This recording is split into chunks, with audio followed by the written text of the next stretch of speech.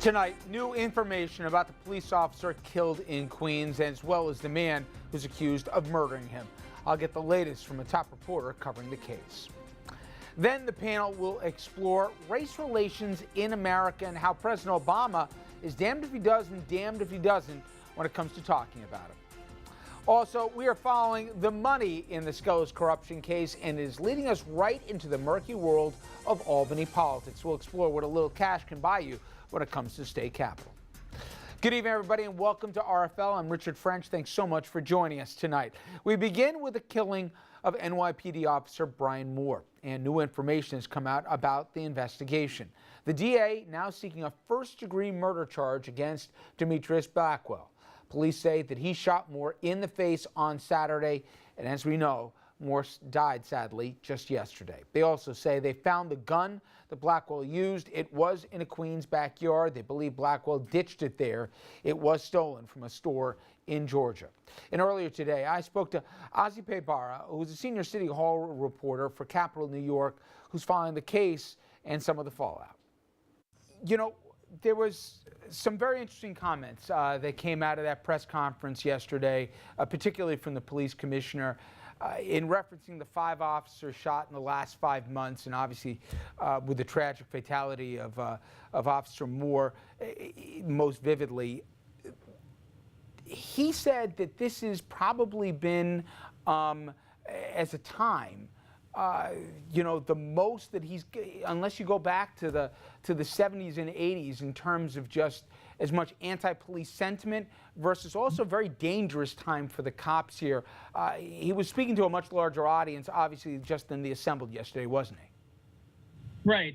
When I asked him the question about putting Moore's death in context of what's happening in a bigger context, he referred to indirectly the anti-police protests that have taken place, the sort of anti-police rhetoric that you've seen coming out of Baltimore following the death of Freddie Gray, where 6 police officers have been charged in his death, the anti-police sort of protests, if you will, in New York City following the deaths of Akai Gurley and Eric Garner.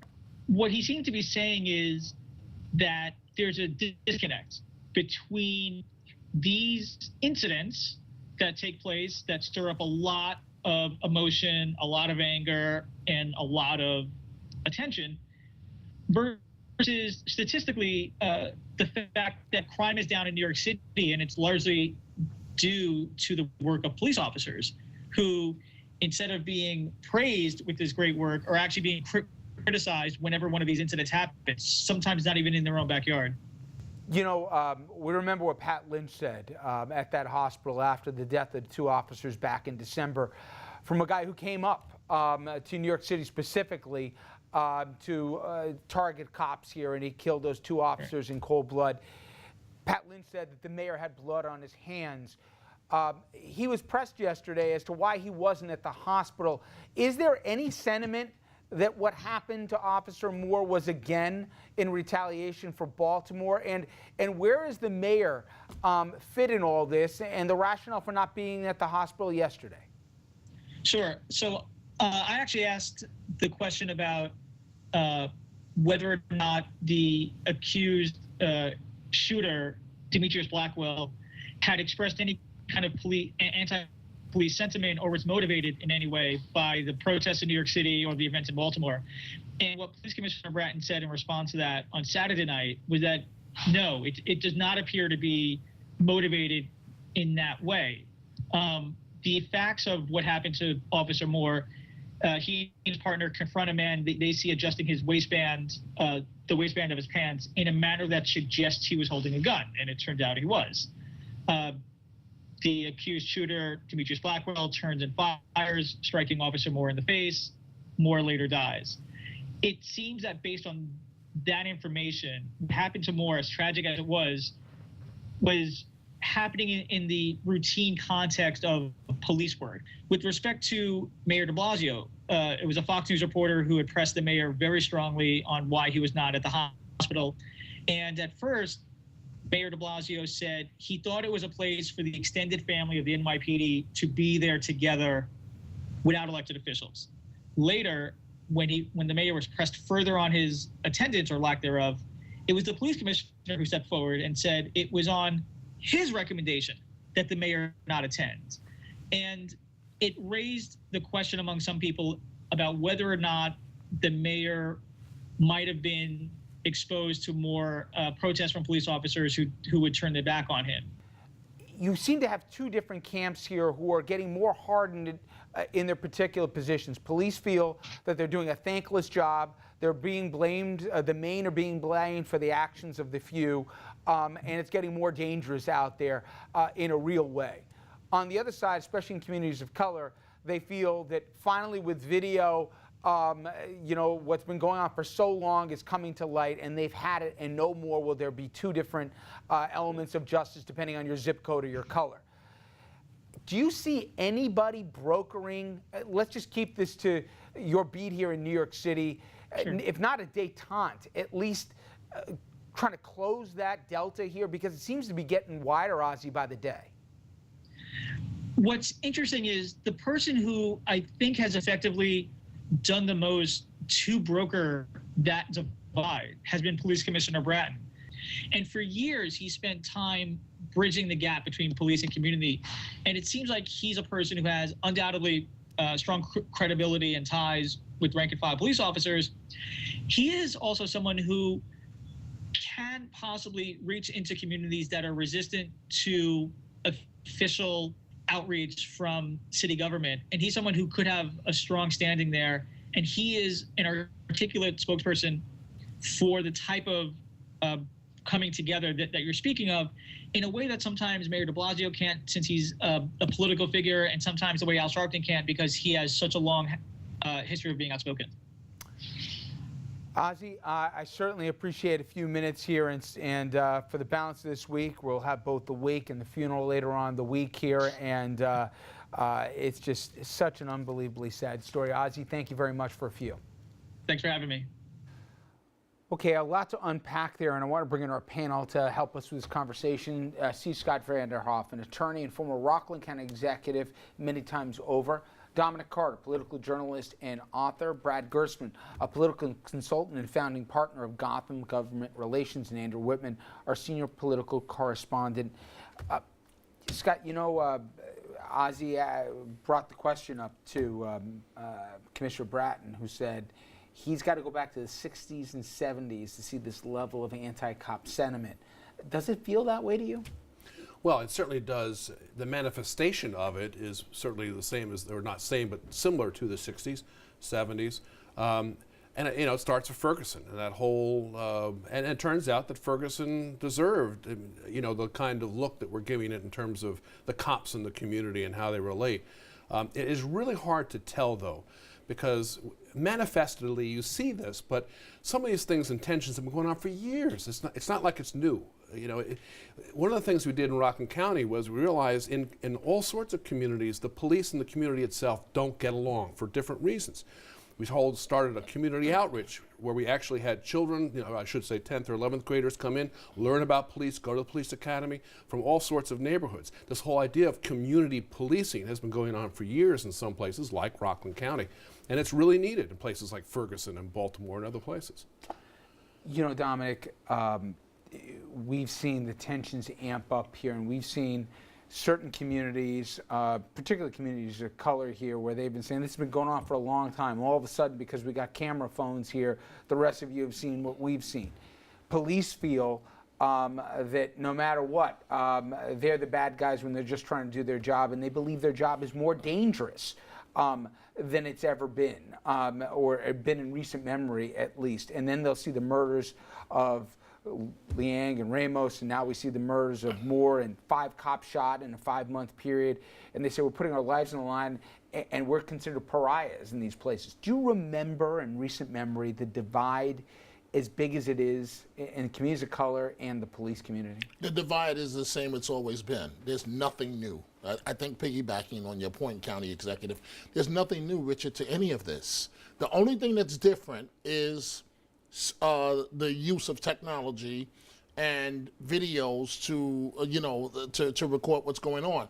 I spent part of the weekend in Virginia and in Baltimore. And just to give you an example here, And my wife was with me in Baltimore. And when we went through the hood, if you will, and she's someone who grew up in Harlem, it's so bad, she didn't want to get out of the car. And as a history major, she loves going to depressed communities, if you will, just to see how people are living. It was so bad, she did not want to get out the car. Finally, she did. So now you take police, and they have an impossible job. The bottom line is, I wouldn't want to patrol the ghetto either. When I saw what I saw in Baltimore, it is horrible, disgusting, no hope. And so you have police that are basically social workers, all types of things that they're asked to do, Richard. An impossible job. The natural relationship between police and community, it's never going to work because the police are seen as establishment, power, the enemy, the ones that are keeping people down. Either side, it's just not good. It's two truths, I see it as, okay? The truth is that there are some bad police officers in troubled neighborhoods that are doing the wrong thing, okay? And then Yes. the other truth is the police have a very difficult job in some of these neighborhoods in policing and keeping good people safe. And as far as what's been said already, I couldn't agree more. There is clearly a problem, but the problem existed for such a long period of time. It's amplified by the media, amplified by technology, and there needs to be certain areas of correction. And that's always a dynamic that continues. And as you see us move forward, you see slowly some of these corrections. And yeah, the community has to be looked after more carefully, but in a way that is a little bit more customer friendly, let's just say, by the police. And the police are learning that. But of course it'll never be as fast as some people want it, and it's too fast for others. But that's where the two truths exist. Police, you heard it, even from Bratton yesterday, it's not just the Pat Lynches of the world who are saying it's getting more dangerous out there. Police feel targeted now. And you get the sense that this isn't just, hunkering down after a bad incident and then waiting until the smoke blows over. That, as these guys have said, it's been going on for a long, long time, Andrew.